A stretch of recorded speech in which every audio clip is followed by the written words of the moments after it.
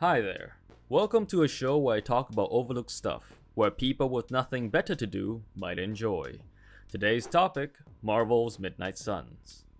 Marvel's Midnight Suns is a tactical RPG released in December 2nd, 2022, which is more than 2 years old at the writing of this script. Play as a custom superhero called the Hunter and fight alongside Marvel's superheroes like Blade, Captain Marvel, Spider-Man, Magic, Blade, Captain America, Iron Man, Doctor Strange, and did I mention Blade? I'm willing to bet most of you heard about this game and just ignored it, which is no surprise seeing that it was a commercial flop. I heard about this game on release once and never heard about it again, and that's coming from someone who read an entire encyclopedia on Spider-Man when he was 12. Midnight Suns was practically slam dunked on release, bombarded with haters, and forgotten by the masses until the end of time. I've always thought about trying it out, but never had the time to do so. And as if to respond to my thoughts, Marvel Midnight Suns was released for free on Epic Games a year after its release.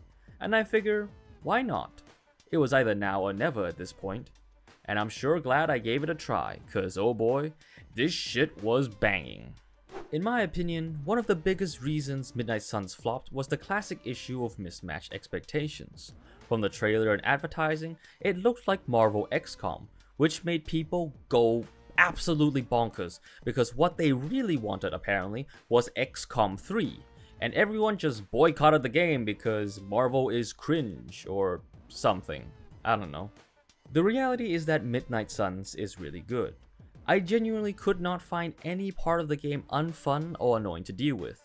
It delivered exactly what it promised. A tactical RPG with Marvel superheroes. And today, I'm here to tell you to give it a chance. Let's talk about the good parts first before we get to the bad ones, starting with the general gameplay.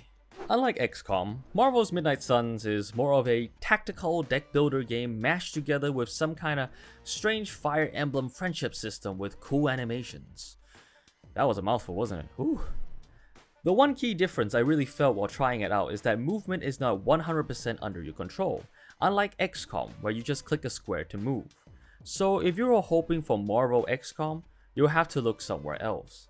It sounds strange and not that enticing to play, but if you like tactical RPGs with cool animations, this is a must try. The gameplay goes as such. Pick 3 heroes and go on missions. There are main story missions and side missions. Do missions to level up heroes and progress the story. Build new card decks for heroes and do cool stuff. Pet the dog. Explore the mansion. Go on more missions and decorate your house. Continue ignoring the main story mission. Rinse and repeat. And it's fun, surprisingly. The tactical gameplay is actually interesting and requires a certain amount of thought, especially when you bump up the difficulty. There are different kinds of enemies, like the usual cannon fodder, elites, and bosses, which all mostly operate the same way in every other tactical RPG. The fodder is fodder, the elites are a threat, and bosses will require at least 30 stacks of newspapers to be thrown at them before they go down. A notable difference from other games I've played is that fodder enemies are one hit in this one, but they still rack up high amounts of damage if you don't take them out, which gives the game an interesting tactical challenge. Good AoE damage can take out fodder quickly, but too much AoE damage will make taking down elites a pain in the caboose. So building a team is pretty interesting. However, the most interesting mechanic I've experienced in this game is the movement. Yes, the movement. You see, unlike many other tactical RPGs I have played, movement is either excluded from combat like Darkest Dungeon, or movement is a tactical decision in combat like XCOM. Midnight Suns is somewhere in the middle. Can you decide where to move? Kind of. Does your character move when you do things? Yes. Can you control exactly where? No. Does it matter? Absolutely. Because where your heroes are located will determine 2 very important results. The first is for avoiding damage effects, like this big red circle here showing where Venom is about to body me, and the second reason is how I will interact with the environment. The first reason is important because taking damage is bad, and also because you have to decide how to deal damage. For example, a barrel is about to blow up next to an enemy, but the damage is too low to kill him. So if you decide to melee attack him, you'll kill him, but you'll also put yourself in the blast radius. So either you tank the hit, or make another move that removes your hero from the radius, which would expend an additional action or resource. It's something relatively simple to deal with early on, but it can get very hectic the further you progress, making movement and positioning in this game a resource you have to manage. But avoiding damage by managing this semi-controlled movement isn't even the most crucial use of this mechanic. How you position yourself affects the way you interact with the environment. It changes the directional aim of objects, like how the lamppost falls into enemies, and it also changes the direction in which you knock back enemies.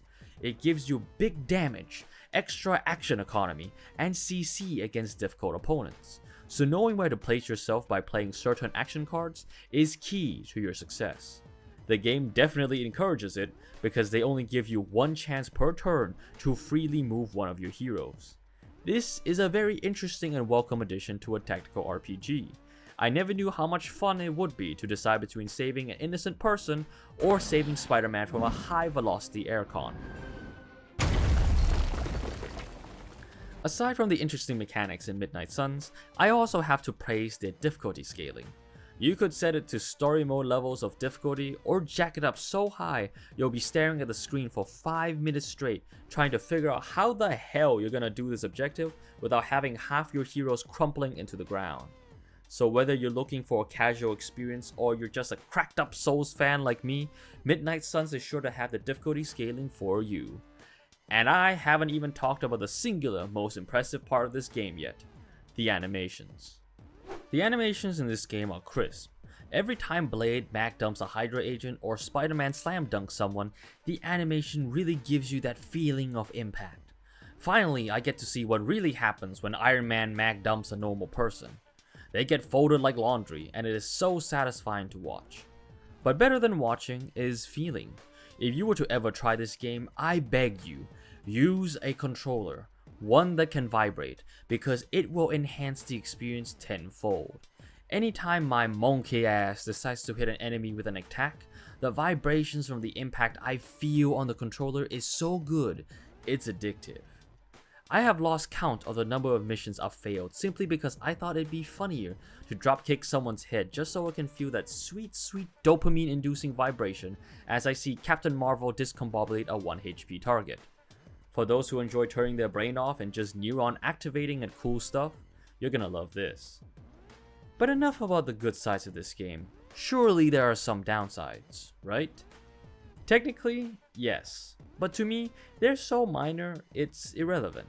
But for the sake of fairness and intellectual integrity, I will expand on the lesser parts of Marvel's Midnight Suns. It would be an understatement to say that there were choices in this game. Every goddamn dialogue box is a choice that affects the moral alignment of your character, as well as your likability to other heroes. While the moral alignment system is interesting since it does change the way your character fights, the friendship system is a bit more on the weird side. It's not that I have anything against decision making / relationship building mechanics, it's just that it feels strange to only have a friendship system without a romance one, especially when you start feeling the vibes of this game. Blade straight up just has a crush on Captain Marvel. Nico Minoru sounds like she's attracted to the Hunter. And you can take people on private hangouts where you engage in supposedly platonic activities with another attractive person, like fishing or gaming. It just doesn't feel natural. Who the hell invites only a single homeboy over to play Super Smash Bros? You get the whole crew over to play that kind of thing. The only exception is when you want to do a different kind of Super Smash Bros. You know, the kind normally done between 2 people on a bed. So yeah, the friendship system, it's a bit weird. Not because it's wonky mechanically, it just doesn't pass the vibe check. But if you can bear this weird mating / friend zoning activity, it's not that bad. The dialogue options are pretty good and it makes you care about the characters you talk to, which is nice, considering the kind of character writing fed to the audience these days. However, there's still one final point I need to discuss before we end this conversation, because this one flaw was so bad, it was almost the deal breaker for this game. Experience-wise, this game is a charming piece of comic book goodness. Optimization-wise, it is a piece of shit. or at least it is from my laptop. Now, I don't know what kind of spyware 2K publisher decided to slip into my copy of Midnight Suns, but their 2K online platform connection is the bane of my existence. It lags the whole game to crap. I had every setting turned to either medium or low, and it was still so bad that I couldn't record smooth gameplay with OBS. I had to search online for a fix, which is one hell of a trip if you have this issue. I had to write a custom batch file to bypass the mandatory 2K online activation just to launch the game in offline mode so that I could actually play the game instead of looking at a PowerPoint presentation. And if the batch file still doesn't help, then only God can, because the optimization in this game needs a lot of work. Midnight Suns should not be consuming that much processing power when Risk of Rain 2 can poop out a million particle effects and still run like a champ. There is just simply no other reason than problematic optimization. But if this bit isn't an issue for you, then congrats. There's literally no other downside I can say about this game. You get past this point and it's all good. Am I saying Marvel's Midnight Suns is perfect? If the previous section is anything to go by, no. But having fun isn't about being perfect, it's about having fun. And Midnight Suns has done an amazing job at doing that. It's a solid tactical RPG, it's got superheroes, and the gameplay experience is damn near flawless. So if you're looking for a tactical RPG and this has been sitting in your library for a while, I recommend Marvel's Midnight Suns. There's no harm in trying, after all. What do you think? What's your take on Midnight Suns? Have you ever heard of Midnight Suns? Did you love it? Did you hate it? And did you subscribe? And do you have your own suggestions for this series? Leave your thoughts in the comment section below. And that's all for today, folks. If you enjoyed this video, be sure to leave a like. Over 90% of my viewers are not subscribed to my channel, so consider doing so if you're interested. I'll catch you guys later. Rock Tofu, signing off.